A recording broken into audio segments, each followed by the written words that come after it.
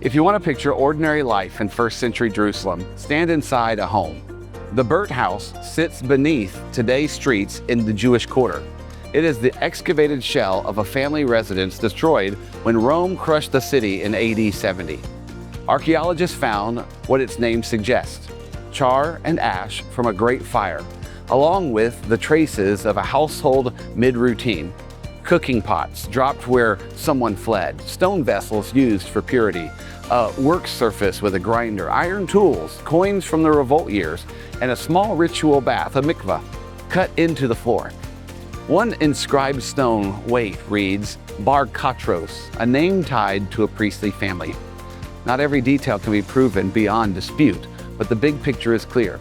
This was a real Jerusalem home, busy with meals, chores, worship rhythms, and the pressures of a crowded city, until the day everything burned. Why bring Acts 2 here?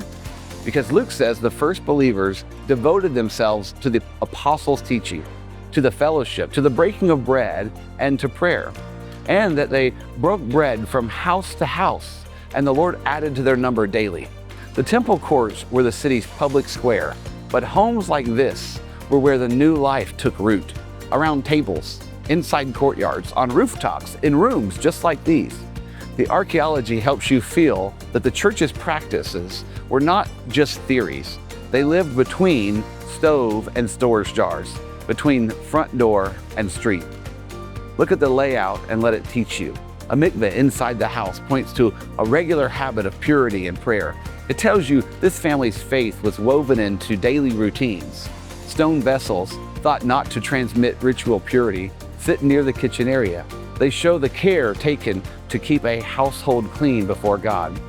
The main room is wide enough for a table and cushions. Breaking bread didn't mean a banquet hall, only a meal and time.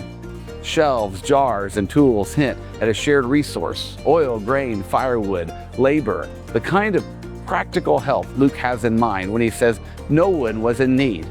With the temple a short walk away, you can imagine how a day flowed. Teaching in the courts, discussion at the tables, public prayer, private praise.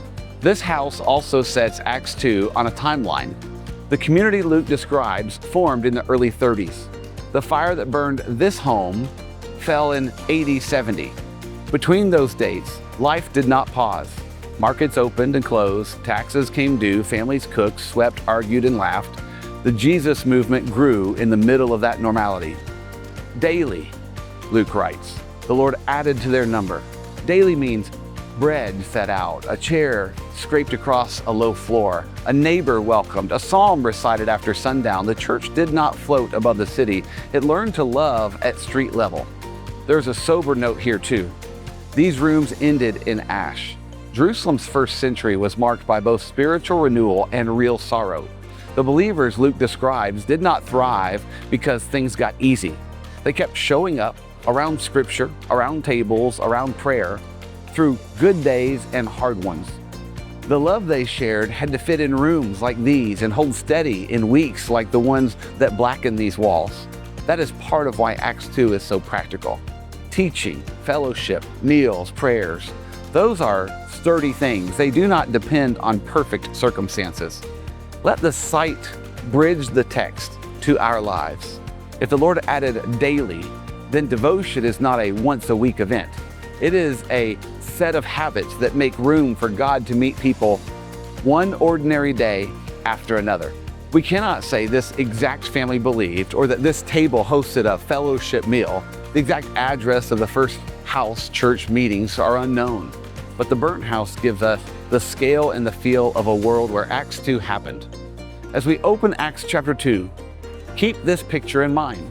The miracle of Pentecost moved quickly into the ordinary, and the ordinary became the place where God multiplied a people. Life together, one home at a time.